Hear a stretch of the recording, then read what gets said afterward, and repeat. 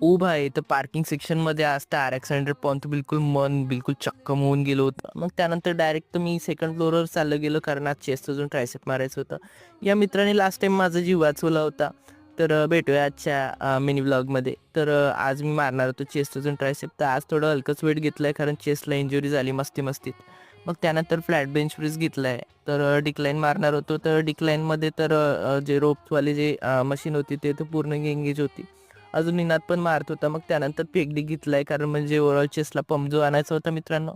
मग त्यानंतर चालू केलं ट्रायसेप. काकाजी पाहू शकता काय गप्प बॉडी दिसतंय राव त्यांची. मग सागरदाला बघितलं. सागरदा म्हणजे डेमॉन्स्ट्रेट करत होते की ही मशीन कशी वापरायची. करण पण बघत होता, हाय म्हणत होता मला. मग त्यानंतर ट्रायसेप पुल डाऊन घेतलाय रोपवर जे की म्हणजे शॉर्ट हेडसाठी खूप चांगलं राहते. मग शेवटला घेतलाय डिक्लाइन.